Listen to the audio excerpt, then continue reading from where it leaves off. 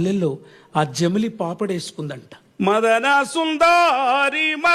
సుందారి సందేడు కురులాది జమిలి పాపడదో మదన సుందారి